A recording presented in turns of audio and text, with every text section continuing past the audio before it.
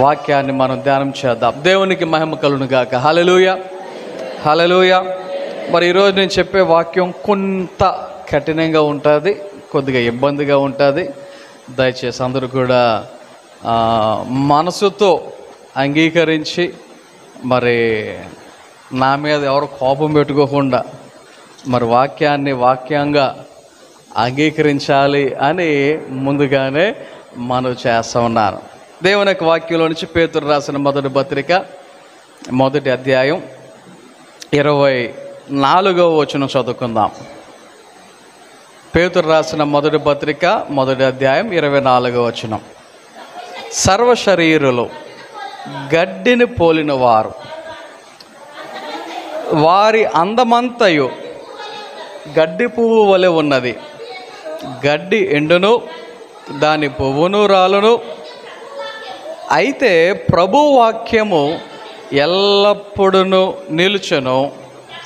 మీకు ప్రకటింపబడిన సువార్త ఈ వాక్యమే.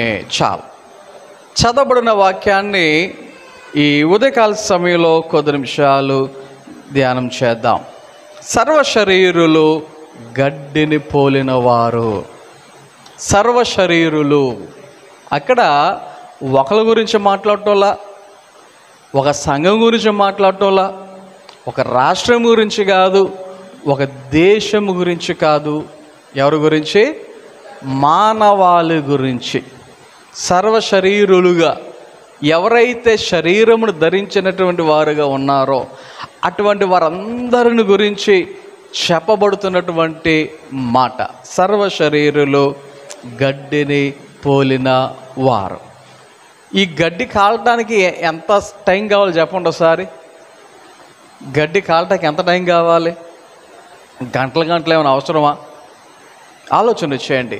మొన్న జరిగినటువంటి ఇన్సిడెంట్, అహ్మదాబాద్ అనేటువంటి ప్రాంతంలో విమానం కూలిపోయింది కదా. ఆ విమానం కూలిపోయినప్పుడు 5 సెకండ్స్లో మొత్తం అందులో ఉన్న వారందరూ కాలిపోయారంట. ఎంత టైం పట్టింది? 5 సెకండ్లు. చూడండి ఒకసారి. అరే, మానవుడు కాలడానికి, మనిషి కాలడానికి 1 గంట 2 గంటల టైం కావాలా? అలాగున అది పడ్డ వెంటనే నిప్పు అంటుకోవటం వెంటనే అందరూ చనిపోవటం. నిమిషం వ్యవధిలో అందులో ఉన్న వాళ్ళు మాత్రమే కాదు, అది ఎక్కడైతే పడిందో ఆ ప్రాంతంలో ఉన్నటువంటి వాళ్ళలో కూడా అనేక మంది క్షణాల్లో ఏమైపోయారు? మాడి మసైపోయినటువంటి పరిస్థితి. ఎంతగా కాలిపోయారంటే ఒక వ్యక్తిని గుర్తించలేనంతగా అక్కడ DNA టెస్టులు చేస్తున్నారు. ఈ శరీరం ఎవరిది యూని ఉంటుంది, ఈ డెడ్ బాడీ ఎవరిదో యూని ఉంటుంది అని తెలుసుకోవటానికి DNA టెస్టులు చేస్తున్నటువంటి పరిస్థితి. సర్వ శరీరులు ఏం పోలి ఉన్నారు? గడ్డిని పోలినటువంటి వారుగా ఉన్నారు. ఆలోచన చేయండి. ఈ యొక్క మరి విషయాన్ని మనం ఆలోచన చేస్తే చాలా సందర్భాలలో, చాలా చోట్ల మరి మానవుడు ఎలా పోల్చబడ్డాడో వాక్యాలలో మనకు కనబడుతున్నాయి. ఒక సందర్భంలోనేమో ఆవిరి వంటి వారని. ఆలోచన చేయండి. అంటే ఆవిరి ఎంతసేపు కనబడుతుంది మనకి? వెంటనే. లేదా ఎండిపోయేటువంటి పువ్వు లాంటి వారని, ఒక కన్ను రెప్పపాటులో మాయమైపోయేటువంటి వారని ఉన్నాయలేవో వాక్యాలు. సో మానవుని యొక్క పరిస్థితి అది శరీరము కలిగినటువంటి వారి యొక్క పరిస్థితి అది. ఏంటి ఆ పరిస్థితి అంటే గడ్డి పువ్వు లాంటి వారు, అంతలో కనబడి అంతలో మాయమైపోయేటువంటి ఆవిరి వంటి వారు అనేటువంటి విషయాలను మనము ఆలోచన చేయవలసినటువంటి వారముగా ఉన్నాం. అయితే ఇక్కడ ఇంకొక మాట కూడా చెప్పబడుతుంది. వారి అందమంతయు గడ్డి పువ్వు వలె ఉన్నది. ఈ మానవుల యొక్క అందం ఎలా ఉందంట? గడ్డి పువ్వు వలె ఉన్నది. గడ్డి పువ్వు అంటే మరి అది చూసినటువంటి వాళ్ళకి బాగా అర్థమవుతుంది. చాలా రకాలైనటువంటి పువ్వులు ఉన్నాయి. అందులో ఈ గడ్డి పువ్వు అనేటువంటిది ఒక ప్రత్యేకమైనది. చూడటానికి చాలా అందంగా కనబడుతుంది. చూడటానికి అది చాలా అందంగా కనబడుతుంది. కానీ అది నిమిషాల్లో అది ఏమైపోతుందో తెలుసా? వాడిపోయేటువంటి పరిస్థితి. నిమిషాలలో అది ఏమైపోతుంది? అప్పటి వరకు ఉన్నటువంటి అందం మరలా అది అందహీనముగా కనబడేటువంటి పరిస్థితి కూడా ఆ యొక్క గడ్డి పువ్వులో ఉంటూ ఉంటుంది. ఆలోచన చేయండి. దేవుడు మనిషిని అలా పోల్చి చెప్తా ఉన్నాడు. దేవుడు ఏం చేస్తున్నాడు? మనిషిని అలాగున పోల్చి చెప్తా ఉన్నాడు. ఒకటి, మీరు ఒప్పుకున్నా ఒప్పుకోకపోయినా ఈ లోకంలో పుట్టిన ప్రతి ఒక్కరూ దేవుడు ఆయన యొక్క పోలికతో మనల్ని ఏం చేశాడు? సృజించాడు. నిజమా కదా? దేవుడు ఆయన పోలికలో మనలను నిర్మించుకున్నాడు కదా. మరి దేవుడు అందంగా ఉంటాడా ఉండడా? దేవుడు అందంగా ఉంటాడా ఉండడా? ఆలోచన చేయండి. మరి ఆయన అందగాడు అనుకుంటే మరి ఆయన పిల్లలమైన మనం కూడా ఎవరో చెప్పండి. మనం ఎవరో? మనం కూడా అందగాలమే, అందగత్తులమే. మనం కూడా ఎవరో చెప్పండి? అందగాళ్ళే, అందగత్తులమే. అందులో డౌట్ లేదు. అర్థమవుతుందా? మనం అందరం ఎవరో అందగాలమే. ఇప్పుడు అదే సామెత ఉంది కదా, కాకి పిల్ల కాకికి ముద్దు అన్నట్టుగా ఎవరికి వాళ్ళే ఆ అద్దం ముందు నుంచున్నారంటే వాడికి మించిన హీరో ఉండడు, హీరోయిన్ ఉండదు. అవునా? అలా ఫీల్ అవుతాం మనం. అంటే అబ్బా నా మొహం చూడు, లేకపోతే నా జుట్టు చూడు, లేకపోతే నా ముక్కు చూడు, లేకపోతే మనల్ని చూసుకొని మనమే మురిసిపోతూ ఇంకా మనకి మించిన వాళ్ళు లేరురా బాబు అన్నట్లుగా మనం అద్దం ముందు నిలబడితే అలాంటి ఆలోచనలు వస్తూ ఉంటాయి.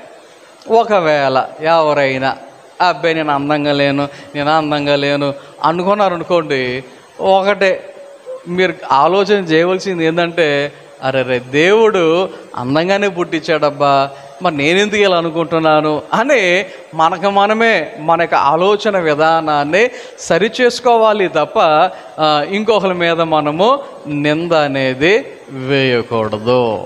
ఆలోచన చేయండి. ప్రతి ఒక్కరూ దేవుడు ఎలా నిర్మించాడు, ఎలా సృజించాడు, ఎలా పుట్టించాడు అంటే అందరినీ అందంగానే నిర్మించాడు. ఆలోచన చేయండి.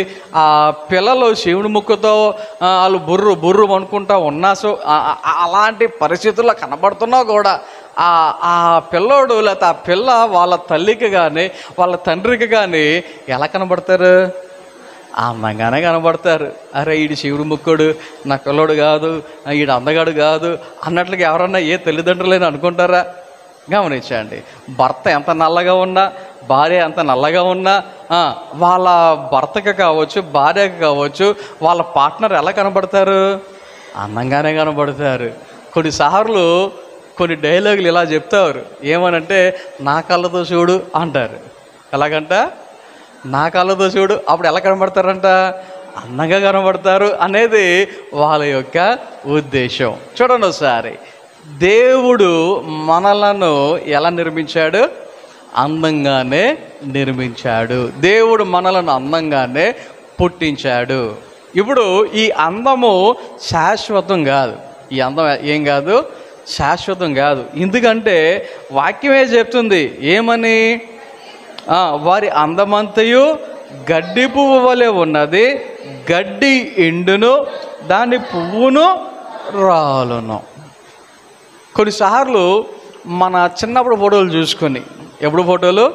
చిన్నప్పుడు ఫోటోలు చూసుకొని ఏమనుకుంటామంటే, అబ్బా నేను యవ్వనంలో ఎంత అందంగా ఉన్నానో, యవ్వనంలో నా మొహం ఎంత బాగుంది, నా చేతులు ఎంత బాగున్నాయి, ఇప్పుడు చూడు ముడుచుకుపోయినాయి అని ఫీల్ అవుతూ ఉంటాం.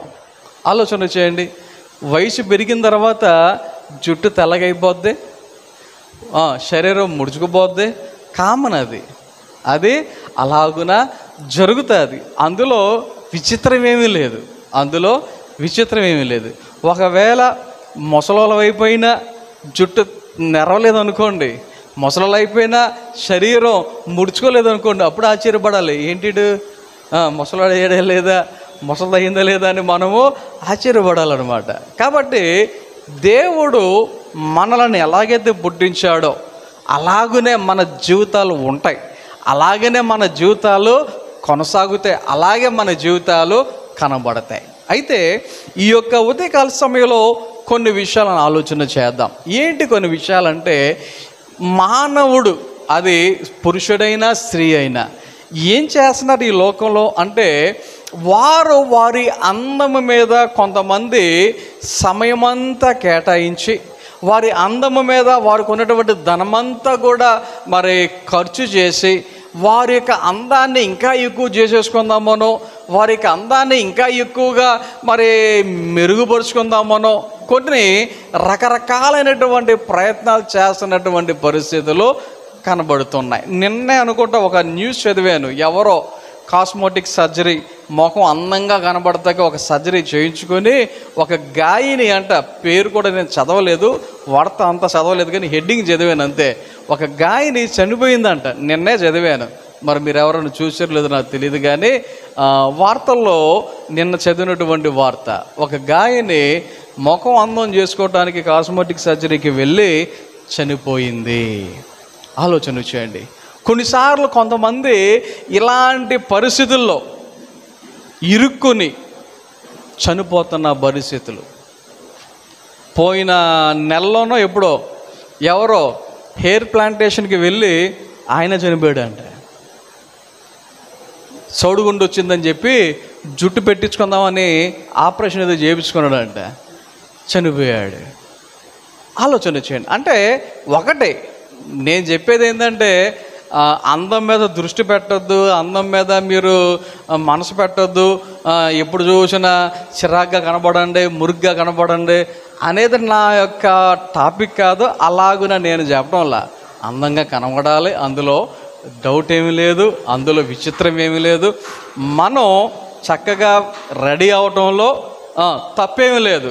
కాకపోతే ఇక్కడ నేను చెప్దామనుకున్న మాట ఏంటి అంటే, వాక్యంలో ఉన్నటువంటి ఒక మాట, గడ్డి ఎండును దాని పువ్వును రాలును, అయితే ప్రభు వాక్యము ఎల్లప్పుడూ నిలుచును. ఇప్పుడు ఏది నిరంతరం ఉంటుంది, ఏది ఎల్లప్పుడూ ఉంటుంది అంటే వాక్యమే అని వాక్యం చెప్తా ఉంది. వాక్యమే నిరంతరము నిలిచేదిగా ఉంటుంది. సో ఇప్పుడు మనం ఆలోచన చేయవలసినటువంటిది ఏంటంటే, నిరంతరము ఉండే దాని మీద మనం దృష్టి పెట్టాలి. కానీ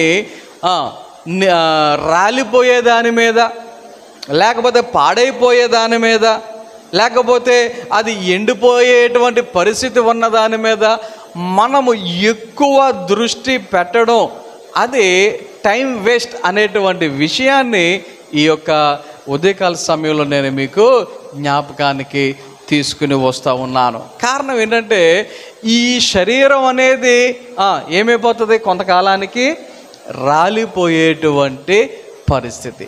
కానీ ప్రభు వాక్యం మాత్రము ఎల్లప్పుడూ కూడా నిలిచేదిగా ఉంటుంది. మరి ఈ రోజుల్లో చాలా చోట్ల చాలామంది మరి చదువు మీద కన్నా, లేకపోతే ఇంట్లో పనుల కన్నా, పోని వాళ్ళు ఎవరైనా బయటికి వెళ్ళి ఏదైనా కష్టపడి పని చేస్తారా అంటే అబ్బే అదేం ఉండదు. నేను మాట్లాడేది మన గురించి కాదు, పల్లెటూరులో ఉన్న వాళ్ళ గురించి కాదు, లేకపోతే పట్టణాల్లో ఉన్న వాళ్ళ గురించి కాదు. కానీ పెద్ద పెద్ద సిటీస్లో కొంతమంది పరిస్థితులు ఎలాగుంటాయంటే, ఇంట్లోనే ఉంటారు కానీ వాళ్ళ యొక్క సంపాదనలో సకానికి పైగా బ్యూటీ పార్లర్కి అయిపోయేటువంటి పరిస్థితి.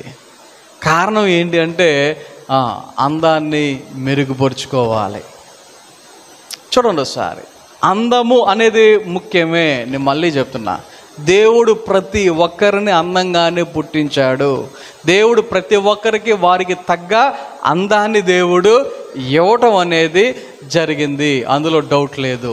కానీ కొంతమంది ఏం చేస్తున్నారు అంటే, దేవుని యొక్క వాక్యానికి ఉన్న ప్రాధాన్యత కన్నా వారి శరీరము మీద ఎక్కువ ప్రాధాన్యతను పెట్టి కొంతమంది ఏం చేస్తున్నారు, వాక్యాన్ని నిర్లక్ష్యం చేసేటువంటి పరిస్థితి. కాబట్టి ఈ యొక్క ఉదయకాల సమయంలో మీరు గమనించవలసిన విషయం, మనం వాక్యానికి ప్రాముఖ్యత ఇస్తున్నామా, అందానికి ప్రాముఖ్యత ఇస్తున్నామా? అందము అంటే నేను మాట్లాడేది శరీర సంబంధమైనటువంటి భౌతికమైనటువంటి దాని గురించి నేను మాట్లాడుతున్నా. శరీర సంబంధమైనది, భౌతికమైనది. ఎంత మనం ముఖానికి మంచిగా రెడీ అయి వచ్చిన కొన్నిసార్లు కొన్ని పెళ్ళిళ్ళలో గమనించండి, ఎండ ఒక్కపోత చెమటలు గారుతూ ఉంటాయి. చెమట గారినప్పుడు తుడుచుకోవాల్సి వస్తుంది. అలా తుడుచుకున్నప్పుడు కొంతమంది ముఖాలు చూస్తే ఇదంతా ఒక రంగు కనబడుతుంది, ఇది ఒక రంగు కనబడుద్ది. ముక్కో రంగు కనబడుతుంది, బొగ్గో రంగు కనబడుద్ది. ఏంటబ్బా ముఖం ఇన్ని రంగులు ఉన్నాయి అనుకుంటే ఆ ముఖానికి ఉన్న ప్రాబ్లం కాదు అది.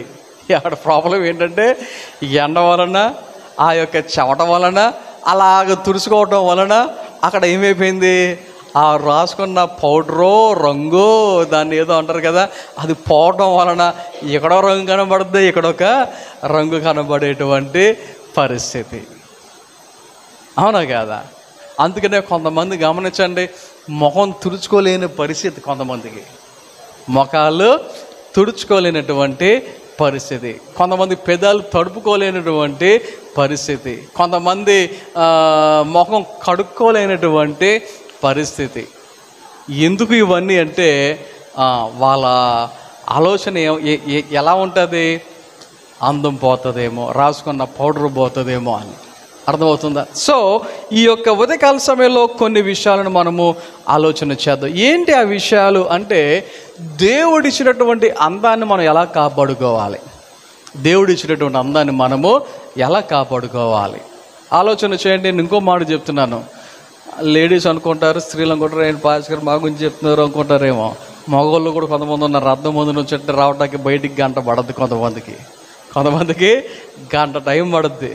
సో నేను మగ ఆడ అనే తేడా లేకుండా అందరి గురించి మాట్లాడుతున్నాను. దేవుడిచ్చిన అందాన్ని మనం ఎలా కాపాడుకోవాలి? అసలు దేవుని దృష్టిలో అందం అంటే ఏంటి? అందం అంటే ఏంటి? ఇప్పుడు మీకు ఒక్క వచనం గుర్తు చేస్తాను. మనుషులైతే పై రూపాన్ని లక్ష్య పెడతారు, కానీ నేనైతే ఏమీ లక్ష్య పెడతానని చెప్పేసి దేవుడు చెప్తున్నాడు. హృదయమును లక్ష్య పెడుతున్నాను అని దేవుడు చెప్పినటువంటి మాటను ఒక్కసారి మనమందరము జ్ఞాపకం చేసుకోదాం. మనుషులు ఏం చూస్తారంట? పై రూపాన్ని చూస్తారు. పెళ్లి చూపుల్లో ఏం చూస్తారు? అబ్బాయి ఎలా ఉన్నాడు, ఆ అమ్మాయి ఎలా ఉంది, అబ్బాయి ఏ రంగులో ఉన్నాడు, ఆ అమ్మాయి ఏ రంగులో ఉంది, అబ్బాయి ఎంత ఎత్తున్నాడు, ఆ అమ్మాయి ఎంత ఎత్తుంది. ఒకసారి పక్కన చూడండి, ఒకసారి పెళ్ళి కాదు, పక్కన చూడండి ఒకసారి అని ఫోటో తీసుకుంటారు. ఫోటో తీసుకుని ఆ తర్వాత ఆ ఫోటోలో ఎత్తు ఎంత ఉందా, ఏముంది, హీల్స్ వేసుకున్నారా లేకపోతే చెప్పులు లేకుండా చూసుకున్నారా, ఇవన్నీ గమనించుకుంటూ ఉంటారు. పెళ్ళి ఒకవేళ అది సెట్ అయితే నో ప్రాబ్లం, సెట్ అవ్వకపోతే వీళ్ళిద్దరు ఫోటోలు ఉండిపోద్ది కదా, అదెంత ప్రాబ్లం? అవునా? ఆలోచన చేయండి ఒకసారి. మనుషులు ఏం చూస్తున్నాం? పై రూపాన్ని చూస్తున్నాం. కానీ దేవుడు ఆయన పై రూపాన్ని లక్ష్య పెట్టడం లేదు, అంటే చూడడం లేదని కాదు, అని దాన్ని ఏం చేయట్లేదు, లక్ష్య పెట్టడం లేదు. ఆలోచన చేయండి ఒకసారి. ఆయన మన హృదయాన్ని చూస్తాడు. సో దేవుని దృష్టిలో అందము అంటే ఏంటి? దేవుని దృష్టిలో అందం అంటే ఏంటి? ఇంకో మాట చెప్పాను, దేవుడు అందరినీ అందంగానే పుట్టించాడు, అందులో నో డౌట్. కారణం ఆయన రూపంలో ఉన్నాం కాబట్టి మనం అందరం ఎవరం అంటే అందగాలమే, అందగత్తెలమే, అందులో డౌట్ లేదు. సో కాకి పిల్ల కాకి ముద్దు అన్నట్టుగా దేవునికి ఆయన పిల్లలమైన మనం ఎప్పుడు కూడా ఎలాగుంటామంటే అందంగానే కనబడతాం. అయితే దేవుని దృష్టిలో అందం అంటే ఏంటి? దేవుని దృష్టిలో అందం అంటే ఏంటి? కొన్ని పాయింట్లు ఈరోజు దేవుని యొక్క వాక్యంలో నుంచి మనము ఆలోచన చేద్దాం. సామెతల గ్రంథము 11వ అధ్యాయము 16వ వచనం చదువుదాం. చూడండి.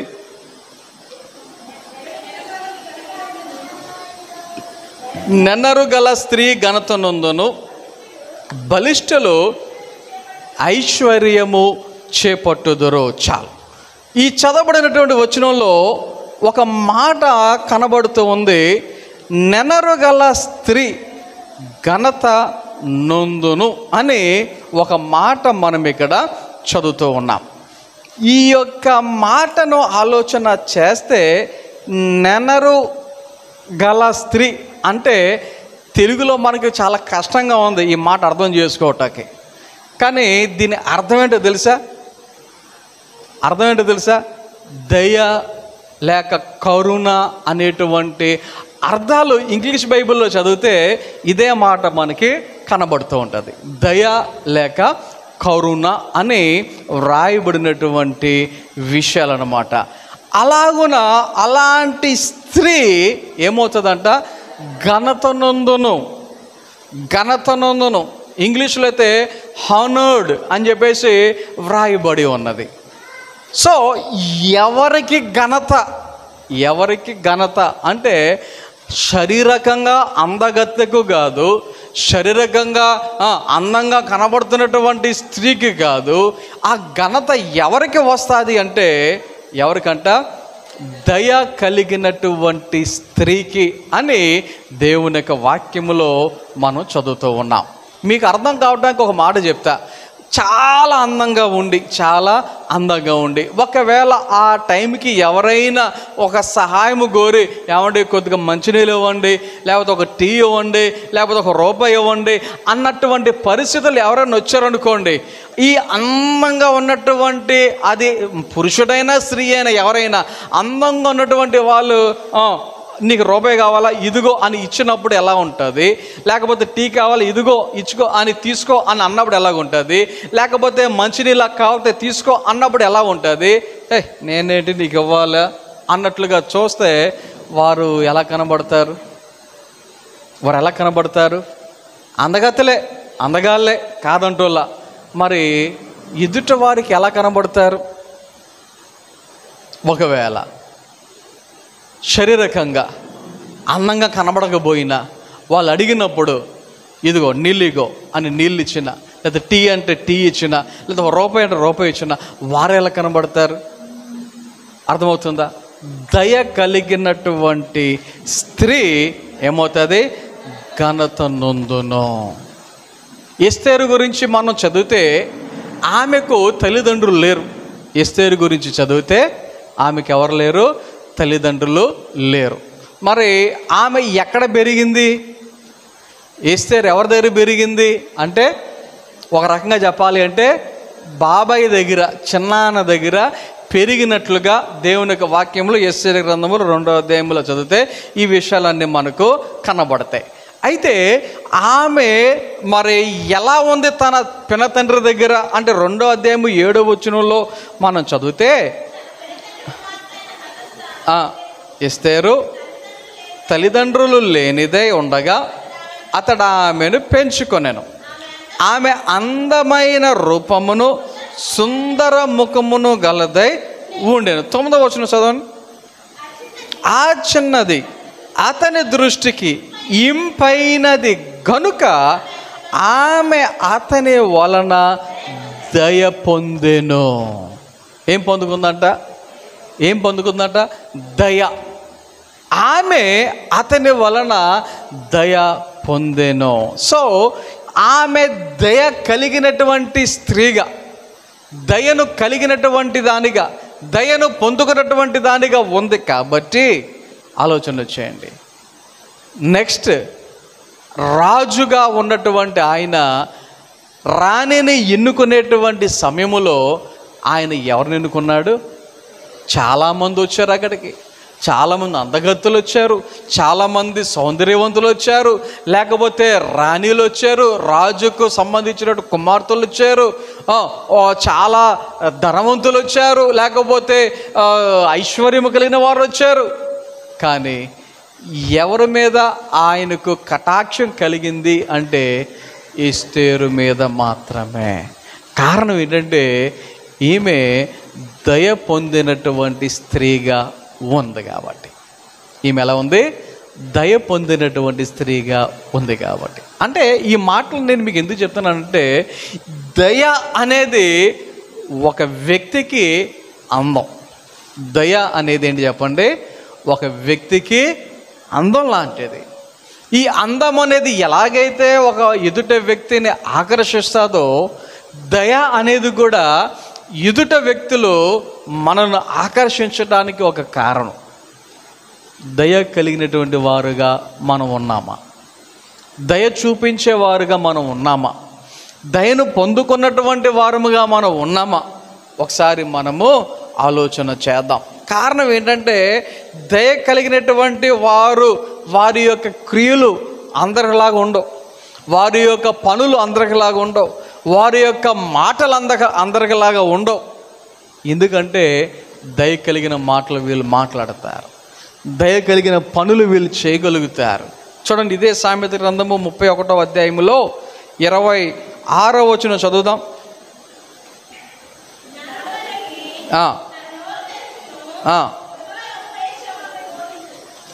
ఏం బోధిస్తుందంట? కృపగల ఉపదేశము ఆమె బోధించును. ఏం బోధిస్తుందంట? కృపగల ఉపదేశము. కృప అనగా దానికి ఇంకొక పర్యాయ పదము దయ. దయ కలిగినటువంటి మాటలు బోధించును. ఆలోచన చేయండి సార్. మన మాటల్లో, మన చూపులో, మన ప్రవర్తనలో దయను మనం చూపించగలుగుతున్నామా అని ఒకసారి మనము పరిశీలన చేసుకుందాం. ఎందుకు అంటే, ఈ దయ అనేది దేవుని దృష్టిలో అందమైనది. ఏంటది? దేవుని దృష్టిలో అందమైనది. అందుకనే సామెత గ్రంథంలోని 3వ అధ్యాయము 3వ వచనంలో చదివితే, దయను సత్యమును ఎన్నడను నిన్ను విడిచిపోనీయకము, వాటిని కంఠభూషణముగా ధరించుకొనము. ఏం పోగొట్టుకోవద్దంట? దయ కానీ సత్యము కానీ ఎప్పుడు, అసలు ఎట్టి పరిస్థితుల్లో ఎప్పుడు కూడా ఏం చేసుకోవద్దు? విడిచిపోనీయకము. ఏం చేయాలంట? వాటిని కంఠభూషణముగా ధరించుకొనము. నెక్లెస్లు పెట్టుకుంటాం కదా, చైన్లు వేసుకుంటాం కదా, అలా ధరించుకోవాలన్నమాట. వీటిని దయను, ఇంకోటి సత్యమును. ఆలోచన చేయండి, మరి మనం దయ అనేది కలిగి ఉన్నామా లేదా? రెండవదిగా ఇంకొక విషయాన్ని చదువుదాం. సామెత గ్రంథములో 11వ అధ్యాయము 22వ వచనాన్ని చదువుదాం. వివేకము లేని సుందర స్త్రీ పంది ముక్కునున్న బంగారు కమ్మి వంటిది. ఏ స్త్రీ అంట? వివేకము లేని స్త్రీ. అంతేనా? వివేకము లేని సుందర స్త్రీ. మామూలు స్త్రీ కాదు, సారీ, సుందర స్త్రీ అంటే అందమైనటువంటి ఆమె. ఒకవేళ ఎంత అందంగా ఉన్నా ఆమెకు ఏమి లేకపోతే, వివేకం లేకపోతే ఎలా పోల్చారు? పంది ముక్కుకు ఉన్న బంగారు కమ్మి వంటిది. యాక్చువల్ పంది ముక్కు కుట్టించుకోదు, పందికి ముక్కు పుడక ఉండదు. కానీ అందమైన స్త్రీ అయిన ఆమెకు వివేకం లేకపోతే ఎలా పోల్చారు? పంది ముక్కుకు ఉన్నటువంటి ముక్క పుడకతో, అది కూడా మామూలు కాదు, బంగారపు ముక్కు పుడకతో పోల్చడం అనేది జరిగింది. అంటే ఇప్పుడు దీనికి బట్టి మనం అర్థం చేసుకోవాల్సింది ఏంటంటే, వివేకము అనేది చాలా అవసరమైనది, వివేకము అనేది చాలా ప్రాముఖ్యమైనది. వివేకము వేరు, జ్ఞానము వేరు, తెలివి వేరు. దేనికి దానికే వ్యత్యాసాలు ఉన్నాయి. సో వివేకము గురించి మాట్లాడుతుంది ఇక్కడ వాక్యం. వివేకము లేని సుందర స్త్రీ అలాంటిది, పంది ముక్కుకు ఉన్న బంగారు కమ్మి వంటిది. వివేకం. ఒకసారి ఎప్పుడో మీకు స్టోరీ చెప్పాను, ఒక స్టోరీ నాకు గుర్తు వస్తుంది. అది ఒకటి కాదు, 2-3 సందర్భాల్లో చెప్పాను, 2-3 చెప్పాను. ఒకసారి జ్ఞాపకం చేస్తాను. ఒకడు అడిగాడంట, ఏమంటే పలానా ఊరు ఎలా వెళ్ళాలి అని. ఫర్ ఎగ్జాంపుల్ ఇక్కడే మన చర్చి ముందు ఎవరు అడిగారు ఏమంటే తోగు మెట్టు వెళ్ళాలి అని. ఏం చెప్తారు? సిమెంట్ రోడ్డు తిన్నగా వెళ్ళిపో అంటారు. ఏమంటారు? సిమెంట్ రోడ్డు తిన్నగా వెళ్ళిపో అంటారు. సరే అని వెళ్ళిపోతాడు. వెళ్ళిపోయేటప్పుడు ఏం చేయాలి? ఇక్కడి నుంచి స్ట్రైట్గా బయలుదేరి వెళ్ళాడు. చివరికి వెళ్ళేసరికి ఏమైంది? అక్కడ అంబేద్కర్ బొమ్మ వచ్చింది. అప్పుడు ఏం చేయాలి? రైట్ తిరగాలి, సిమెంట్ రోడ్ అటు ఉంది కాబట్టి. వివేకం ఉన్నవాడు అలాగే వెళ్ళిపోతాడు. కానీ ఈడనుకుంటాడు, అరే తిన్నకెళ్ళమన్నారు, ఇక్కడేమో అంబేద్కర్ బొమ్మ ఒకటి వచ్చింది, పర్లేదులే అని చెప్పేసి అంబేద్కర్ బొమ్మకి దిగేసి వెళ్ళిపోతా ప్రయత్నం చేస్తాడు. కానీ పక్క తిరగాలనేటువంటి ఆలోచన ఉండదన్నమాట. అంటే ఏం లేదు, వివేకం లేదు. ఆలోచన చేయండి ఒకసారి. కొంతమంది పరిస్థితులు అలా ఉంటాయి. ఏ టైంకి ఏం చేయాలో, ఏ టైంకి ఎలా ప్రవర్తించాలో, ఏ టైంకి ఎలా స్పందించాలో కూడా కొంతమందికి ఆలోచన రాదు, తెలియదు. ఎందుకంటే వివేకము లేనటువంటి పరిస్థితులు అన్నమాట. అయితే వాక్యములో దానియేలు గ్రంథము 2వ అధ్యాయము 21వ వచనంలో చదివితే అక్కడ దేవుడు చెప్తున్నటువంటి మాట చదవండి ఒకసారి. దానియేలు గ్రంథము 2వ అధ్యాయము 21వ వచనం.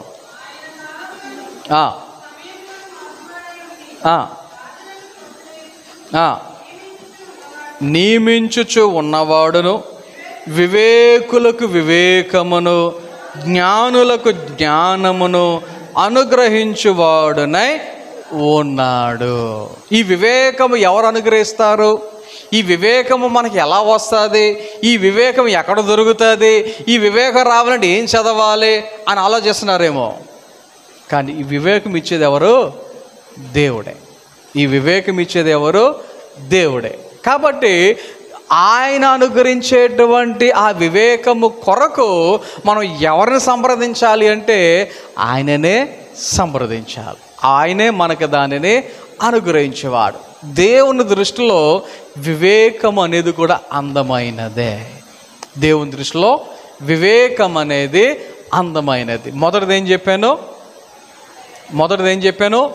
దయ అనేది దేవుని దృష్టిలో అందం అని చెప్పా. రెండవది వివేకం అనేది దేవుని దృష్టిలో అందం. మూడవదిగా ఇంకొక మాట మనం చదువుదాం. పేతురు రాసిన మొదటి పత్రిక 3వ అధ్యాయము అక్కడ 4వ వచనం చదివితే, సాధువైనట్టు మృదువైనట్టునైన గుణమును, అక్షయాంకారము గల మీ హృదయపు అంతరంగ స్వభావము మీకు అలంకారముగా ఉండవలెను. అది దేవుని దృష్టికి మిగుల విలువగలది. దేవుని దృష్టికి మిగుల విలువగలది. ఏంటది అంటే ఇక్కడ ఒక అలంకారము గురించి మాట్లాడుతున్నారు.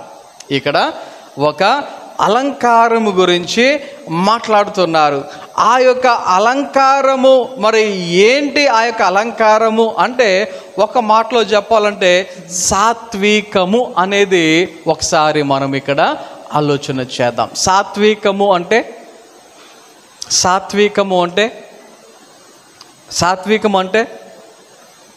మాట్లాడతారు ఎవరు? విన్నట్టే ఉంది, చాలాసార్లు చదివినట్టే ఉంది, కానీ అర్థం ఏంటో తెలియట్లేదండి అన్నట్లుగా ఉంది మీ మొఖాలు చూస్తుంటే.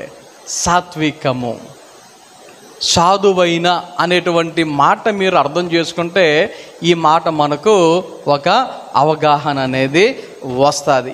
ఎందుకు ఈ మాట మనం చదువుతున్నాం, ఎందుకు ఈ మాట మనకి చెప్పబడుతుంది అంటే కొంతమంది పరిస్థితులు ఎలా ఉన్నాయి అంటే ఈ సాత్వికమును లేకుండా, సాత్వికం అనేది ఉండకుండా, కలగకుండా వారి యొక్క సమయం అంతా కూడా ఏం చేస్తున్నారు అంటే కొంతమంది ఏం చేస్తున్నారో 3వ వచనంలో కనబడుతుంది. జడలు అల్లుకొనుటయు, బంగారు నగలు పెట్టుకొనుటయు, వస్త్రములు ధరించుకొనుటయు, వెలుపటి అలంకారము మీకు అలంకారముగా ఉండక. చూడండి ఒకసారి, అది కాదు అసలైన అలంకారం అంటే. అసలు అది వద్దు అని కాదు, అది మంచిది కాదు అని కాదు. ఇక్కడ దానికి మించి ఏముండాలి అని చెప్తుందో ఇది మనం అర్థం చేసుకోవాలి. పాస్టర్ గారు అందంగా ఉండొద్దన్నారు కాబట్టి ఈ రోజు నుంచి నేను చింపురు జుట్టుతో ఉంటా, లేదా శివుడు ముక్కుతో ఉంటా. అది కాదు నేను చెప్పే మాటలు.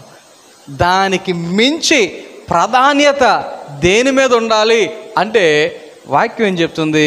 సాధువైనట్టు మృదువైనట్టు నైనా గుణమును అక్షయంకారము గల మీ హృదయపు అంతరంగ స్వభావము ఎలా ఉండాలి? మీకు అలంకారముగా ఉండాలి. అంటే సాత్వికము గురించి నేను మాట్లాడుతూ ఈ విషయాలు చెప్తున్నాను. అది మనకు అలంకారముగా ఉండాలి. కారణం ఏంటంటే ఇది ఎలాంటిదంట? దేవుని దృష్టికి మిగుల విలువ గలది. తర్వాత 4వదిగా ఇంకొక వచనం చదువుతాం. సామెతల గ్రంథము 31వ అధ్యాయము 30వ వచనం. సామెతల గ్రంథం 31వ అధ్యాయం 30వ వచనం. అందము మోసకరము, సౌందర్యము వ్యర్థము, యెహోవా యందు భయభక్తులు కలిగిన స్త్రీ కొనియాడబడును. 4వదిగా ఏది దేవుని దృష్టిలో అందము అంటే దేవుని యందు భయభక్తులు కలిగి ఉండుట. ఏంటంట? దేవుని యందు భయభక్తులు కలిగి ఉండుట. అందము మోసకరం. కొంతమంది ఈ అందాన్ని చూసి మోసపోయినటువంటి పరిస్థితులు ఎన్ని లేవు, ఎన్ని వార్తలు లేవు. ఆలోచన చేయండి. ఈ రోజుల్లో ఇంకా అంటే ఇంకా చాలా వార్తలు వస్తూ ఉన్నాయి.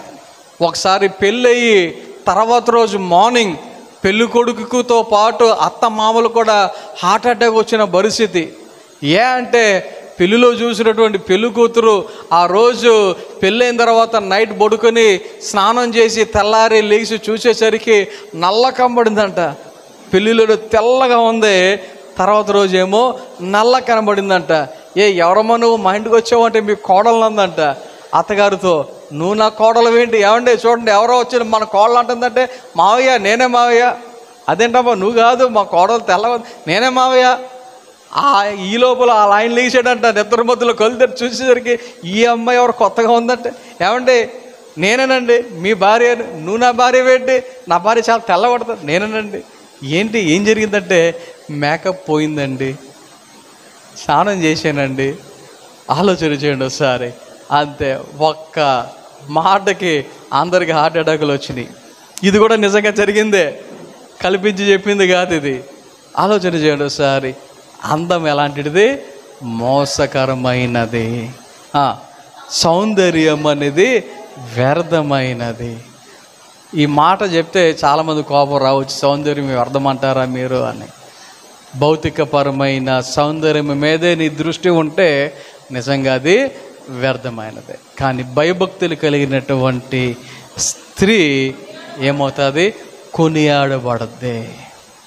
ఒక మాట చెప్తున్నాను, లోకానుసారంగా ఆలోచన చేస్తే, లోకానుసారంగా మనం చూస్తే, మనం బయటికి అందంగా కనిపించామనుకోండి, ఎదుటి వాళ్ళ దృష్టిలో ఎలాగ ఉంటాం మనం?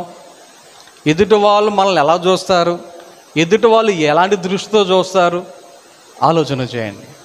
ఎదుటి వారిని అట్రాక్ట్ చేయాలి అనే రకంగా మనం సిద్ధపడితే ఎదుటి వాళ్ళు కూడా బయటికి ఏం చెప్పకపోయినా, బయటికి ఏం మాట్లాడకపోయినా వాళ్ళ మనసులో ఎటువంటి ఆలోచనలు పుడతాయి. అర్థమవుతుందా? అదే దేవుని బిడులుగా ఆ దేవుని యొక్క ఆత్మ సంబంధమైనటువంటి అందాన్ని కలిగి ఈ అందంతో ఇతరులను మనం ఆకర్షించగలిగితే అప్పుడు మన యొక్క అందము ద్వారా ఇతరులకు ఏం చేరతాది అంటే సువార్త అనేది చేరతాది. బాగా అర్థం చేసుకోండి. ఇది మామూలుగా అర్థమయ్యే మాట కాదు. మన మామూలు అందం ఇతరులకు ఎలాగైతే ఒక రకమైన కోరికలను కలగచేస్తాదో ఆత్మ సంబంధమైనటువంటి అందముతో కూడా ఇతరులను ఏం చేయొచ్చు? అరే ఉంటే ఎలా ఉండాలి, ఉంటే దేవుని బిడ్డలు కలిగి ఉండాలి. వాళ్ళు ఇలా ఉన్నారు కాబట్టి దానికి కారణం వాళ్ళు జీవించుతున్నటువంటి ఆత్మీయ జీవితం. మనం కూడా అలాగని జీవిస్తే మనం కూడా అటువంటి పరిస్థితి కలిగి ఉండొచ్చు కదా అనేటువంటి ఆలోచన పుట్టించేటువంటి రీతిగా ఇతరులను మనం ఆకర్షించేటువంటి వారముగా అలాగున మనం ఉండాలి అని ఈ యొక్క విషయాలను నేను మీకు తెలియచేస్తూ ఉన్నాను. అలాగే ఇంకొక విషయాన్ని కూడా మనం చదువుదాం. అందానికి ఇంకొక కారణం ఏంటి అంటే దానియేలు గ్రంథము 1వ అధ్యాయము 12వ వచనం ప్రకారంగా మనం చదివితే అక్కడ వారు కోరుకుంటున్నటువంటి స్పెషల్ ఒకటి అడుగుతున్నారు. ఏంటంటే భోజనమునకు శాకాధాన్యాదులను పానమునకు నీళ్లను నీ దాసులకు మాకు అప్పగించి దయచేసి 10 దినముల వరకు మమ్మను పరీక్షించము. ఇక్కడ ఈ దానియేలుతో పాటు షడ్రకు మెషకు అబేద్నెగో అనబడినటువంటి వారు ఏం కావాలని అడుగుతున్నారు? ఏం కావాలని అడుగుతున్నారు? మాకు మాంసం వద్దు. ఏమొద్దు? మాకు మాంసం వద్దు, అలాగే మందు వద్దు, ద్రాక్షారసం వద్దు. ఏం కావాలి? శాకాహారం కావాలి, మంచినీళ్ళు కావాలి, చాలు మాకు. మేము తింటాం, మంచినీళ్ళు తాగుతాం, 10 రోజుల తర్వాత మమ్మల్ని పరీక్షించి చూడండి అని ఒక స్పెషల్ రిక్వెస్ట్ అంటూ చేయడం జరిగింది. ఆలోచన చేయండి. అందంగా కనబడటానికి ఒక రహస్యం ఏంటంటే వెజిటేరియన్. అందంగా కనబడాలి అంటే అందులో ఒక సీక్రెట్ ఏంటంట? శాకాహారం అంట. ఆలోచన చేయండి. కొంతమందికి మొక్క లేకపోతే ముద్దతే కదా. రోజు ఏదో ఒక పూట కాదు, వారానికి ఒకసారి కాదు, అప్పుడప్పుడు కాదు, రోజు కూడా ఏం కావాలి? మొక్క లేకపోతే ముద్ద దిగతాం. మా బంధువుల్లో కూడా కొంతమంది అన్న నా వల్ల కాదన్నా అట్లీస్ట్ ఆమ్లెట్ అయినా కావాలి అనేటువంటి వాళ్ళు ఉన్నారు నాకు తెలిసిన వాళ్ళల్లో. ఆలోచన చేయండి ఒకసారి. శాకాహారం వలన కూడా ఏమవుతుందంట? అందం పెరుగుతుందంట. గమనించండి. విదేశాలకు తిరుగుతున్నానని చెప్పేసి అనుకుంటున్నారు కదా. నేను ఏం తింటానో మీకు పెడతా ఉంటాను. నేను ఫోటోలు ఎందుకు పెడతానో తెలుసా? ఎలాంటి ఫుడ్ తింటున్నానో మీరు చూడాలి అనే పెడుతున్నాను తప్ప రెండో ఉద్దేశం ఏం లేదు. అలా తినే దాంట్లో పచ్చి కూరగాయలు కూడా తినవలసిన పరిస్థితులు వస్తాయి. వండరు, ఉడకని పెట్టకుండా ఉడకబెట్టరు. ఏంటంటే వాళ్ళు అలాగే తింటారు. అది తినకపోతే ఏది దొరకదు, కడుపు మండిపోద్ది, ఆకలి నీరసం వచ్చేద్ది. కాబట్టి ఏం చేయాలి? తప్పక తినాలి. పాస్టర్ మనం అడగండి, ఇంట్లో నేను ఫ్రూట్స్ తింటానేమో, అబ్బే వాటి జోలికే వెళ్ళను. కానీ నేను ఫారెన్ వెళ్తే ఏని తినేస్తా, అట్టుపళ్ళు కూడా తినేస్తా. మీరు ఎప్పుడే గమనించండి, భోజనంలో అట్టుబండి పెడితే వద్దు అని ముందే వద్దు అని చెప్పేస్తా, పెట్టించుకొని అసలు ఎందుకు ఎలాగో తిన్న కదా వేస్ట్ చేయటం ఎందుకని. కానీ అక్కడ అట్టుపళ్ళు కూడా వదలను. అంటే ఏముండవు అక్కడ. ఆలోచన చేయండి. మీరు నమ్ముతారో నమ్మరో, నేనున్న 18 రోజుల్లో ఇంచుమించు 6 రోజులు ఒక పూట భోజనంతోనే ఉండవలసిన పరిస్థితి వచ్చింది. రోజుకి ఒక పూటే, మిగతా టైం భోజనం చేయడానికి అవకాశం లేనటువంటి పరిస్థితులు, ఎవరో పెట్టిన పరిస్థితులు, కొనుక్కుందామన్న దొరకని పరిస్థితులు, అలాంటి పరిస్థితులు గుండా నేను 6 రోజులు ఉన్నాను. అలాగా మనం ఏమనుకుంటాం? ప్రార్థనకి వెళ్తే భోజనం పెడతారనుకుంటాం. అలా అనుకుని వెళ్ళిపోయాను నేను. కానీ వాళ్ళ పద్ధతులు వేరే. ఎవరి భోజనం వాళ్ళే చేస్తారు ఏ టైం అయినా. అది వాళ్ళు పెట్టలేదు. నాకేమో టైం అయిపోయింది, బస్సు అందుకోకపోతే మరలా నెక్స్ట్ మీటింగ్కి వెళ్ళలేను. సో వెంటనే బస్సు ఎక్కాలి. బస్సు ఎక్కిన తర్వాత అది ఆగే వరకు మళ్ళీ కొనుక్కుంటలేదు. ఈ లోపల బస్సు ఆగటం మీటింగ్ టైం అయిపోయింది అని చెప్పేసి ఒక పాస్టర్ గారు బస్ స్టాప్లో రెడీగా ఉన్నారు. ఆయన ఎక్కడో డైరెక్ట్గా ప్రార్థన తీసిపోయారు. పోయిన ఆదివారమే భోజనం చేయడానికి టైంలో నీరసం ఒక పక్క, దడొచ్చేద్దాం ఒక పక్క, తప్పదు. జేబులో ఏమీ లేవు, స్నాక్స్ కూడా లేవు. అదృష్టం ఏంటంటే ఒక చోట ఫాదర్స్ డే అని చెప్పేసి ఒకళ్ళు చాక్లెట్ ఇచ్చారు. జనరల్గా చాక్లెట్లు తిన్నాను, కానీ టపాహమని ఆ చాక్లెట్లో 2 తీసుకుని 2 నోట్లు వేసేసుకున్నా. ఏంటంటే షుగర్ డౌన్ అయిపోయి దడొచ్చేసినట్టు పరిస్థితి. ఆ టైంకి ఆ చాక్లెట్లు బాగా బంద్ చేసినాయి నాకు. గమనించండి ఒకసారి. శాకాహారం, పచ్చి కూరగాయలు నేను తిన్న వీడియో కూడా పెట్టినట్టున్నానేమో. ఆలోచన చేయండి. శాకాహారం వలన కూడా శరీరానికి ఏమొస్తుందంట? అందం వస్తుంది. తర్వాత ఇంకొక రకమైనటువంటి అందం గురించి చదువుదాం. తిమోతికి రాసిన మొదటి పత్రికలో 2వ అధ్యాయము 10వ వచనం చదువుదాం. చూడండి. దైవభక్తి కలవారమని చెప్పుకొను స్త్రీలకు తగినట్టుగా సత్క్రియల చేత తమను తాము అలంకరించుకొనవలెను. చాలు. ఈడేం చదువుతున్నాం? దైవభక్తి కలవారమని చెప్పుకొని స్త్రీలకు తగినట్టుగా సత్క్రియల చేత తమను తాము అలంకరించుకోలేను. ఏది అలంకరణ అంటే సత్క్రియలు చేయుట, అంటే మంచి పనులు చేయుట. ఇంకొక మాటలో చెప్పాలంటే ఇతరులకు సహాయము చేయుట. ఇతరులకు సహాయము చేయుట. ఇతరులకు సహాయము చేయుట అనేది వాక్యం ఏం చెప్తుంది? అలంకారము అని చెప్తా ఉంది. అంటే ఆయన దృష్టిలో అందం అంటది. ఇతరులకు సహకారులుగా సహాయముగా ఉండటం అనేది, సత్క్రియలు చేయటం అనేది దేవుని దృష్టిలో ఎలాంటిది అంటది? అందము. ఆలోచన చేయండి.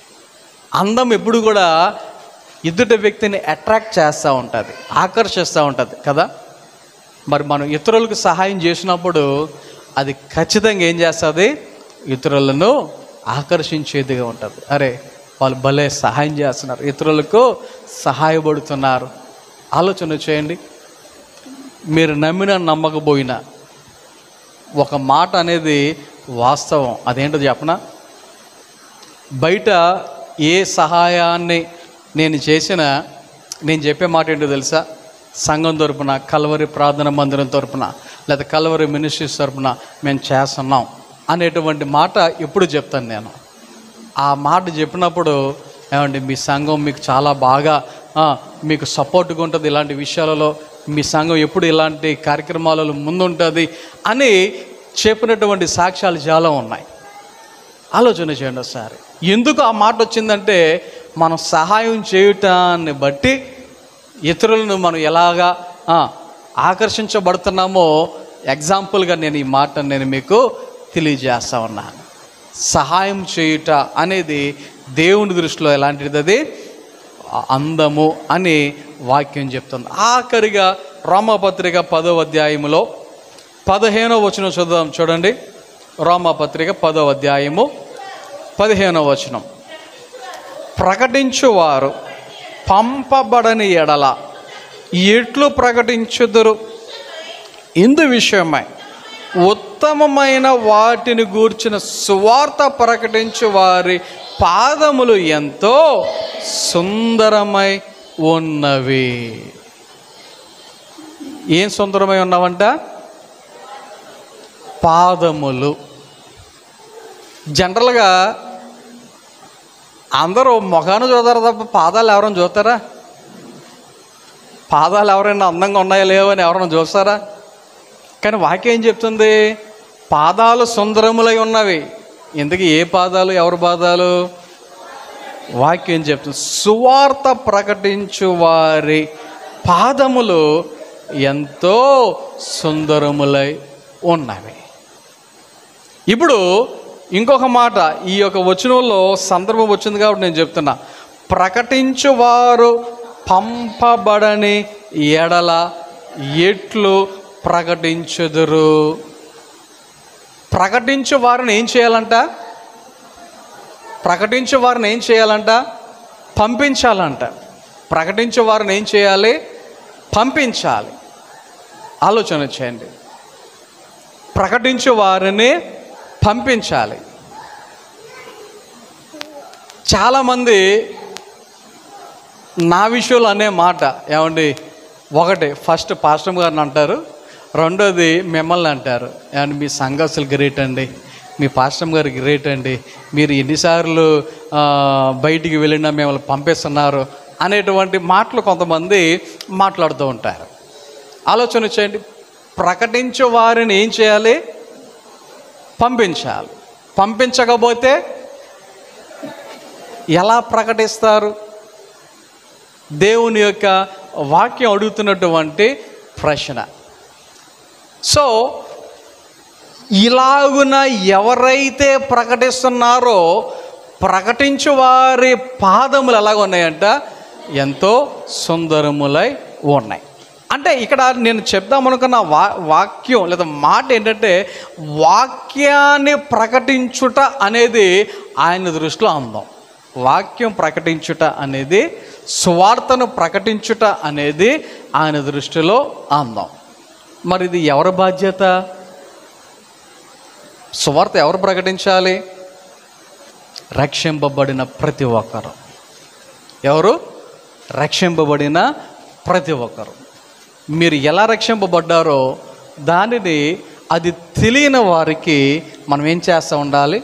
అవకాశం దొరికినప్పుడల్లా ఆలోచన చేయండి. ఎక్కడ కూడా వివేకము కలిగి, ఆలోచన కలిగి, జ్ఞానము కలిగి, తెలివి కలిగి మనం ఎలా చెప్తే వారికి మరి అర్థమవుతుందో, ఎలా చెప్తే వారు అంగీకరించే విధంగా ఉంటారో అలాగున ఆలోచన చేసి, కొంతమందికి చెప్పనవసరంలా మన క్రియలు, మన పనులు, మన మాటలు, మన పనితీరు, దీనిని బట్టి కూడా మనం ఏం చేయొచ్చు అంటే సువార్తను మనము ప్రకటించవచ్చు. సువార్త ప్రకటించుట, వాక్యము ప్రకటించుట అనేది కూడా అందమే, దేవుని దృష్టిలో అందమే.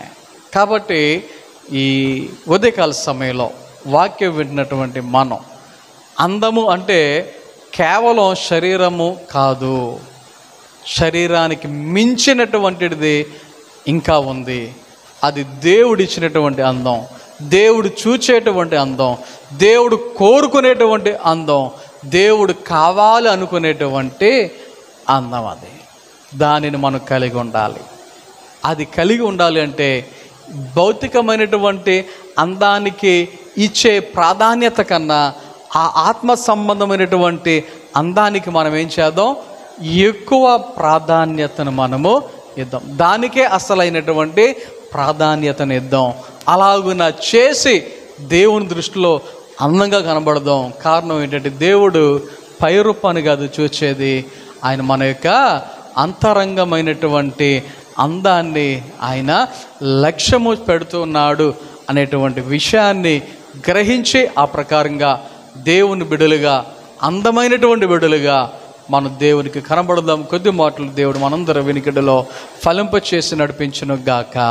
ఆమేన్. ప్రార్థన చేసుకుందాం. అందరూ కూడా తలలు వంచండి, కళ్ళు మూసుకోనండి. ప్రార్థన. మహోన్నతుడా, గొప్ప దేవ, నీ ఘన నామమునకు వందనాలు, స్తోత్రాలు. ఈ ఉదయకాల సమయంలో ఈ రీతిగా నీ సన్నిధి నడిపించే విధానాన్ని బట్టి వందనాలు.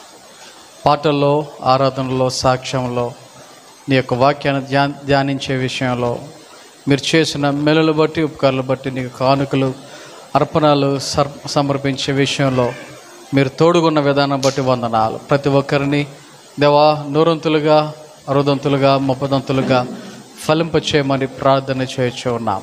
మరి ముఖ్యంగా దేవ ఈ సమయంలో మమ్మల్ని మీ చేతికి అప్పగించుకుంటున్నాం. నీ మేలులతో నింపండి, కృప చూపించండి. నీ బిడ్డలకు ఎదగటానికి, వదిలటానికి సహాయం చేయమని ప్రార్థన చేయొచ్చు ఉన్నాం. మరి ముఖ్యంగా ఎవరికి ఎటువంటి అవసరతలు ఉన్నాయో సమస్య మెరిగిన దేవుడవు, అన్ని విషయాలలో సహాయం దయచేయమని నీ మేలులతో నింపమని ఈ యొక్క ఉదయకాల సమయంలో దేవా నీ యొక్క బిడ్డలు దేవా నీ సన్నిధిలో ఉండటానికి, నేను స్తుతించడానికి, ఆరాధించడానికి ఇచ్చిన అవకాశాన్ని బట్టి వందనాలు. ఈ వారంలో జరబోయే కార్యక్రమం అన్నిటిలో, పనుల్లో, ఆరోగ్య విషయాలలో, ప్రయాణాలలో తోడుగా ఉండమని సహాయం దయచేయమని నీ యొక్క బిడ్డలుగా మేము దేవా నీ యొక్క వాక్యాన్ని బట్టి నీ దృష్టిలో నిజమైనటువంటి అందము కలిగిన వారముగా, ఆ యొక్క అందమును కొనసాగించే వారముగా ఉండడానికి సహాయం దయచేసి నీ మేలులతో నింపి నడిపించమని యేసు నామమున ప్రార్థన చేయొచ్చు నాము తండ్రి. ఆమేన్. మన తండ్రిని దేవుని ప్రేమ, కుమారుడిని యేసుక్రీస్తు వారి కృప, పరిశుద్ధాత్మ కన్య సహవాసము, సహాయము, కాపుదల, నడిపింపు ఇప్పుడు ఎల్లప్పుడు ఆయన బిడ్డలను మనందరకు సదాకాలము తోడే నడిపించును గాక. ఆమేన్.